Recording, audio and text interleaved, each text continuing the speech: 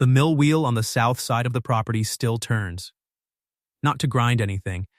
It hasn't milled rice in 40 years. But Diana keeps it maintained. The wooden paddles replaced every few seasons. The shaft greased. The pond cleared of silt before the rains. It turns in the morning current like it has something to prove. Like it intends to be ready whenever the work comes back to it. I watched it from the kitchen window the morning after, while the coffee was still brewing and the house was still quiet around me. My wife was asleep upstairs. I turned that sentence over a few times the way you turn over a piece of wood to find the grain, looking for where it was real and where it was something I'd agreed to without understanding what I was agreeing to. The wheel kept turning. I understand now that the wheel and Diana are made of the same thing: patient, self-maintaining, stubbornly present even when no one is watching. Even when the mechanism has been threatened by people larger than one family should have to fight. But I'm getting ahead of the story. I need to tell you about Thursday first, about what she said to me in the doorway of that farmhouse kitchen before she understood what I was going to do. And what I said back, once I did. My name is Cole Hargrove. I'm 35 years old. I was born in Opelousas, Louisiana, and I've lived in Breaux Bridge for the last 9 years, which I consider the best decision I ever made that wasn't actually a decision. I drove through on a Tuesday looking for a lumber contact and never fully left. I run Hargrove Custom Millwork out of a converted warehouse on the South Road. We do architectural woodwork, custom cabinets, mantels, built-in shelving, staircase millwork.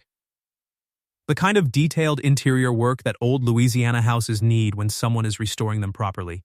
I have 4 full-time employees and more work than we can comfortably schedule, which is the only kind of business problem worth having. Before the shop, I spent 6 years in the Army Corps of Engineers. Before that, I grew up watching my father run the Hargrove family sawmill on the north edge of Opelousas, which his father had built, and which I assumed, the way children assume things, would always be there. It wasn't. My father's business partner was a man named Gerald Fontenot. They had been friends since boyhood. When I was 23 and finishing my first year of Corps service, Gerald forged my father's signature on a commercial note. A large one, using the sawmill equipment and building as collateral, and drew down the funds for a land investment that failed in 4 months. The bank came for the note. My father had not signed it. He could prove he had not signed it. The proof took 2 years and a legal process that cost nearly as much as the note itself, and by the time the fraud finding came through, the equipment had already been liquidated to cover fees and the building lease had lapsed. The sawmill was gone. My father rebuilt himself into a finished carpenter. He was good at it and he never complained. But I watched him at the table some evenings working through bids with a pencil, and I could see the arithmetic of a man who was always starting from less than he'd had the time before. He died of a stroke at 62. He was still working. I built the millwork shop on 2 principles I have never violated: no partners, and no debt beyond what I could cover in 60 days from operating revenue. I have a business line of credit at Bayou Heritage Bank that I opened 6 years ago and have drawn on exactly once, for 48 hours, to bridge a payroll while a large invoice cleared. The line sits available. It has never felt like a resource. Until Thursday. Until a woman named Diana Tran sat across from me at her grandmother's kitchen table and said something in a voice so quiet I had to lean forward to hear it, and a plan assembled itself in the space between her words and my answer with the clean, inevitable logic of a joint that fits. I found the Tran property because of a drainage easement. My millwork shop shares a shared easement with the property to my south, which had been in the Tran family for decades. When the estate transferred after the property owner passed, my attorney said to confirm the easement agreement in writing with the new owner before another season turned. I drove out on a Wednesday morning expecting an empty farmhouse and a property manager. What I found was a working farm. Not just working, alive. The south field had been flooded for the season, mirror flat water reflecting the September sky. The farmhouse was cream-colored with green shutters and a wide porch wrapped in hanging ferns. A small commercial kitchen building sat behind it, with a chalk sign propped by the door: Tran Heritage Rice, Tastings Saturday 10-2. A woman came out of the kitchen building, wiping her hands on a towel. 32, maybe, focused expression, the kind that belongs to someone partway through a task they intend to finish. Canvas work pants, a faded Bro Bridge Heritage Days shirt, hair pinned up in a way that was practical and secondarily everything else. She saw me and waited. Cole Hargrove, I said. Millwork shop, South Easement. My attorney said we should confirm the drainage agreement in writing. Diana Tran. She folded the towel over her arm. Come in. I have the original easement document.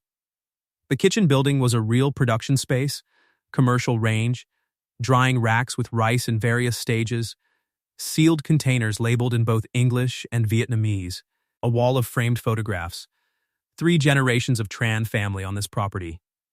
Rice paddies, harvest days, a formal portrait from what looked like the 1970s, the grandmother young and direct, eyed and standing, like she owned the earth under her feet. Because she did. Your family has been here a long time, I said, since 1968. She pulled the easement file without hesitation. My grandmother came from Vietnam that year. She found this property, saw the soil, and decided it was possible. She set the document on the table. She was right. I looked the easement over. Standard language, well maintained. Someone had been keeping it current. You run the operation yourself? I said. Since my aunt passed in April. She was the last generation above mine, said plainly, without asking for anything. I've been part of this business my whole life. I just didn't expect to be the primary this soon. I initialed the document and handed it back. She walked me to the door. I was at my truck when she said it, not quite to me. The way you say something when the weight of it has been on you all morning and you ran out of somewhere to put it. The bank sent a modification after my aunt died, she said. I signed it the week of the funeral. I didn't read Section 14. I turned around. Section 14. She was looking at the mill wheel turning in the south pond. Acceleration clause. Triggered by co-signatory default. My cousin Philippe Co. signed the original note with my aunt in 2019. A pause. He stopped making his share of payments 3 months ago. The bank sent me one notice. Last Tuesday. How much? I said. She told me. And the deadline? Sunday, 4 days. I looked at the mill wheel. It turned in the morning current without any awareness of deadlines. Who's the lender? I said. Parish Consolidated. Thomas Arsenault, Commercial Lending. I knew the name. I'd heard it in context that had left a particular impression. Do you have an attorney? I said. Appointment tomorrow. But the acceleration clause is legally valid. My aunt's estate attorney said so. Who drafted the modification? A pause. Something shifted in her expression. Not surprise. Recognition. He did, she said. Same attorney. I looked at the farmhouse. At the tasting sign. At the photographs visible through the window. 3 generations who had known what this land was. Don't agree to anything before tomorrow, I said. Send me the modification document tonight. She studied me. The careful look of someone who understands offers before accepting them. Why? She said. Because I want to read sections 1 through 13 as well, I said. She held my gaze. I'll send it tonight, she said. I drove back to the shop with the easement document and a feeling I hadn't had in a while. The feeling of a problem with a solution, if you moved fast enough to reach it. She sent the document at 8 with a message that said, "Thank you for looking. You don't have to." I read the modification carefully. Then I called my business attorney, who was eating dinner and forgave me. Section 14 was valid. The acceleration was legal. But Section 8 had something. A subordination clause, standard language in most commercial modifications. It required the bank to subordinate their acceleration action to any superior collateral claim filed within the calendar week of the notice. The notice had been sent Tuesday. The window closed Monday. If a superior collateral claim were filed by Monday, the bank's acceleration was legally suspended pending resolution. Minimum resolution time under Louisiana Commercial Code, 30 days. 30 days was enough to assemble and submit a proper refinance application to a different lender. The question was, what collateral? I looked at my business line of credit statement for a long time. Then I looked at the Louisiana Community Property Statute, which I knew because setting up my business entity had required understanding how marital assets interacted with sole proprietorship structures. Under Louisiana law, community property established in a valid marriage creates an immediate joint estate. Business assets held by either spouse become community property unless specifically excluded in a matrimonial agreement. My line of credit was secured by the millwork shop. If I were married and my spouse had a collateral need and we filed a joint subordination claim, the combined asset picture changed the category of the claim entirely. It became a marital property matter, not a sole business matter. Different review standard. The bank was required to process it before acting on the acceleration. I sat with this for a long time. I called my attorney back. "This is either very creative or both things at once," he said. "Is it legal?" "The subordination mechanism is legal. The community property application is legal." A pause. "The marriage part is the variable." "I know." "Cole, you've known this woman for 6 hours." "I know." He was quiet. "Get me her loan documents by morning." I drove out to the farm Thursday. She had the documents organized in a labeled folder, which I should have expected. Everything in her office was labeled and filed, her aunt's system inherited and maintained, which told me something about what this place meant to her. We sat at the kitchen table and went through it together. She asked questions and followed the answers all the way down. She understood the subordination window in 2 passes through the clause. "A matrimonial agreement would protect your shop assets," she said. "Yes. So your business wouldn't actually be exposed." "Correctly structured. But you'd be married." "Yes," she looked at me. The watchful expression, reading something she wasn't sure she understood yet. "Why?" she said. I thought about the honest answer. "Because your grandmother came to this country in 1968 with nothing, and built something that has lasted 56 years, I said. "And someone is using a clause buried in Section 14 to end it." I looked at the mill wheel through the window. "That's not how this should end." She was quiet. "That's the practical answer," she said. "There's another one," I said. "But I'll get to that." She held my gaze for a moment. Then she went back to the documents. We stayed at that table for 2 hours. My attorney confirmed by noon that the mechanism was sound. She made lunch because there was food and enough of it, and neither of us suggested I should leave. A simple rice dish, the heritage variety her family grew, short grain, with vegetables from the garden behind the kitchen building. We ate with the window open and the mill wheel visible in the distance. "Your grandmother kept it turning," I said. "The mill wheel." "Why, after 40 years? She looked at it. She said it needed to remember what it was for. She said if you let something forget its purpose, it forgets how to work. A pause. "I've kept it going since she died. I'll keep it going until I figure out what comes next." I looked at the wheel in the afternoon light, patient and steady. "Your grandmother sounds like my father," I said. She almost smiled. Just the edge. She would have liked that comparison, she said. She told me about the farm after that. The heritage rice certification pending with the State Agricultural Board. 3 signed supply contracts with restaurants in New Orleans who wanted provenance, who wanted Tran family heritage rice, Bro Bridge on their menus. The tasting program she'd been building with her aunt. "That's the future of this place," she said. "Not selling. Becoming specific enough that no one wants to develop it. Because what's here is worth more than anything that could replace it." "That's exactly right," I said. She looked at me steadily. "You understand land. I understand wood," I said. "It's the same thing. What something has been is part of what it can be." She was quiet. Then she looked at the documents still on the table between us. "There's a way through this," I said. "But I need to ask you something directly." She waited, and I told her all of it. She listened to the whole plan without interrupting. When I finished, she was quiet for a long moment. "Philippe," she said. Did he know what would happen when he stopped paying? That's what I need to understand, I said. I had spent Wednesday evening pulling Philippe Tran's records, small wholesale seafood business, struggling for 2 years. A commercial note at Parish Consolidated, Thomas Arsenault, same lender. Can I ask about him? I said. Yes, when he co-signed your aunt's loan, was it his choice, or was there something around it? My aunt asked him. He agreed. She paused. He never said he was struggling. He has his own note at Parish Consolidated, I said. 3 months ago, Philippe stopped paying on your family's note.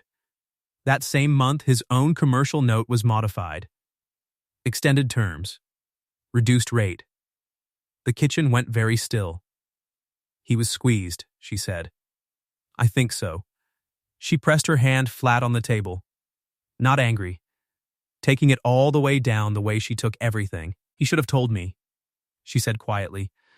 We could have figured something out together. Arsenault knew that, I said. If Philippe came to you, you'd cover it somehow and the acceleration wouldn't trigger. I looked at the documents. He needed Philippe to be silent. She looked at the wall of photographs. What does Arsenault get? She said. There's a pre-development interest on this property, filed 6 months ago. A food tourism group out of New Orleans, boutique hotel, farm heritage experience, restaurant, real money. I paused. But it ends with someone else's name on this land. She looked at the mill wheel. He thinks we're going to fail, she said. Quieter than everything else she'd said. He grew up watching small operations go under in this parish, I said. He's convinced himself managed development is better than what he sees as inevitable decline. He's wrong. She said it without heat. Just a fact. This isn't declining. The restaurant contracts are real. The certification is real. The yield this year is the best in 11 years. She stopped. He's looking at what this was 20 years ago. Not what it is.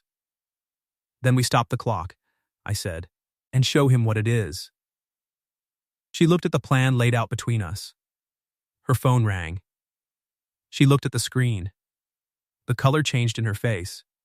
It was Arsenault's. She answered. She didn't ask me to leave. His voice carried across the kitchen, measured, professional, the register of someone who delivers difficult news often enough that he has learned to package it as concern.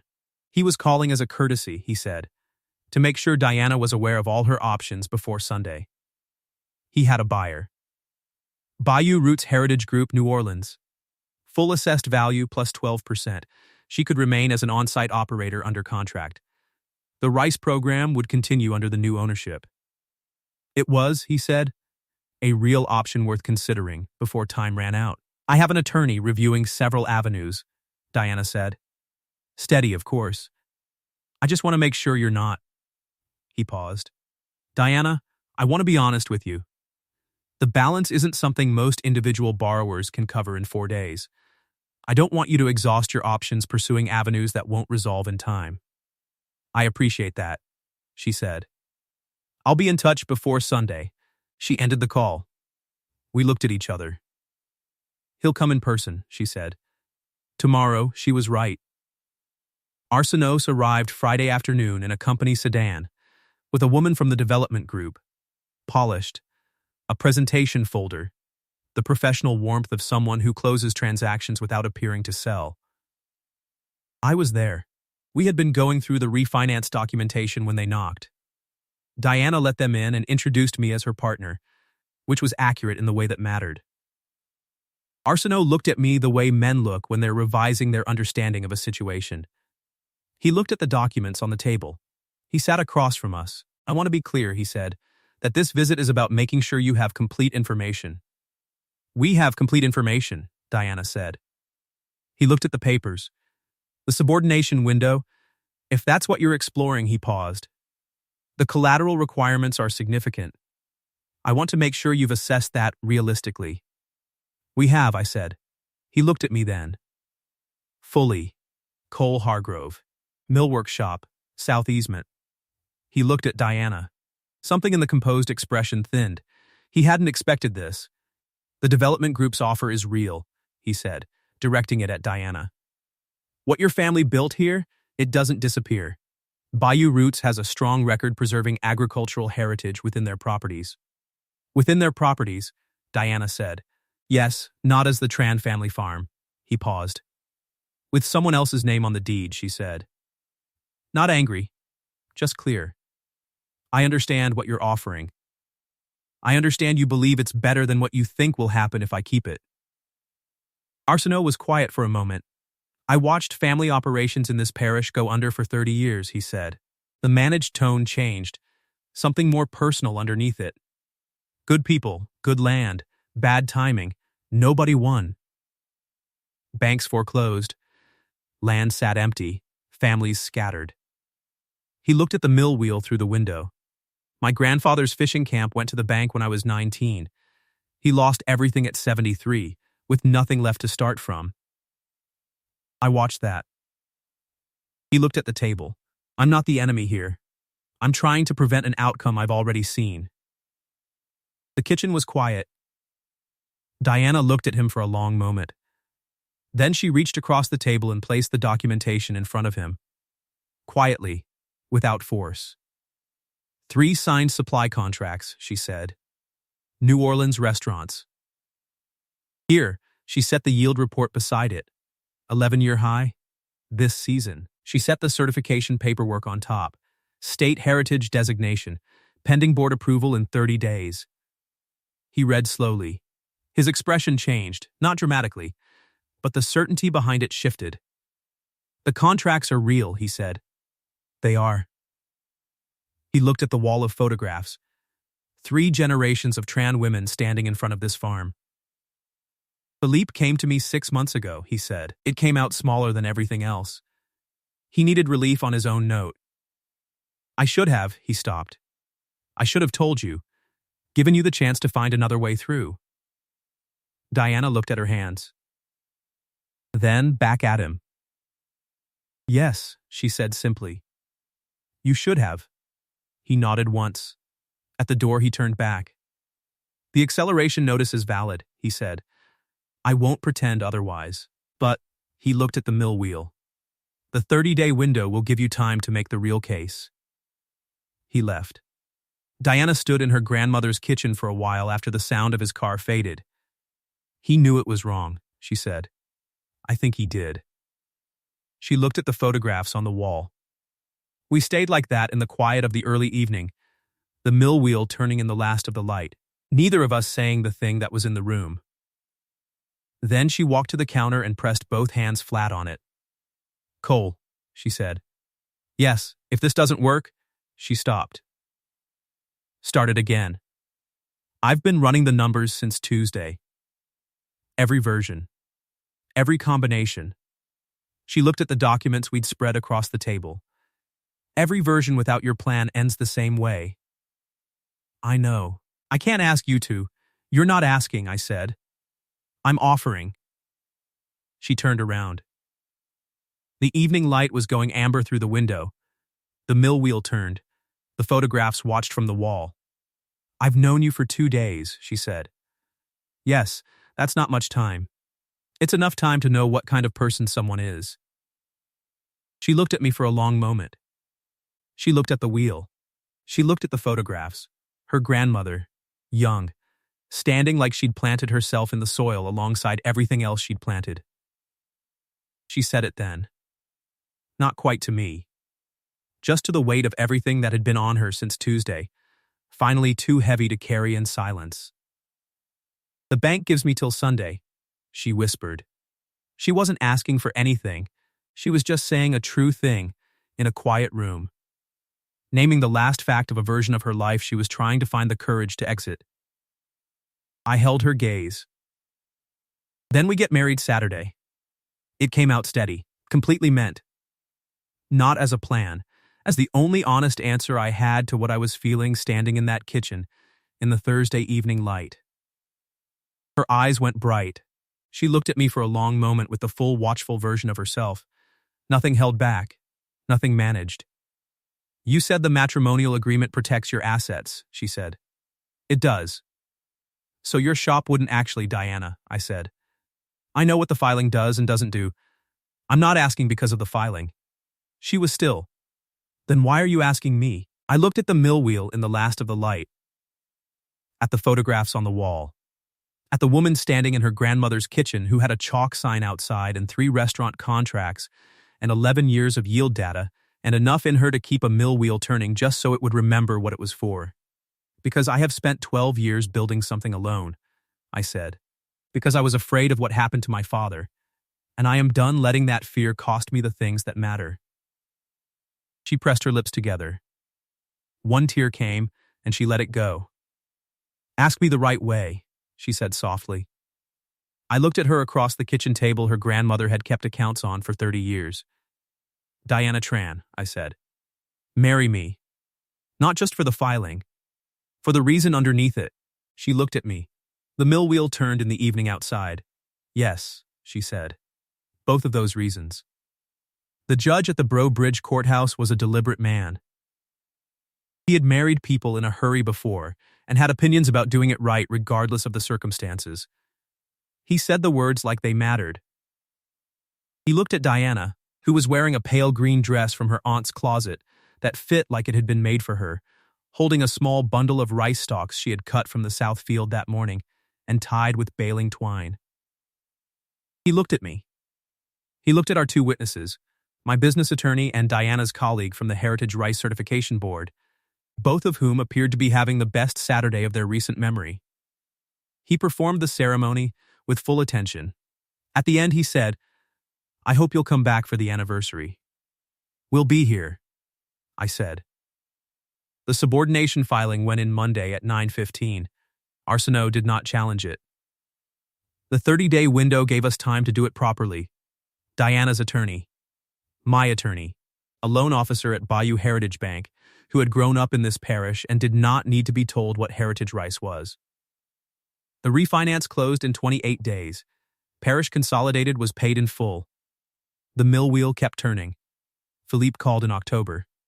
It took him a long time to say what he needed to say, and Diana listened to all of it. She told him to come for dinner Saturday. He came.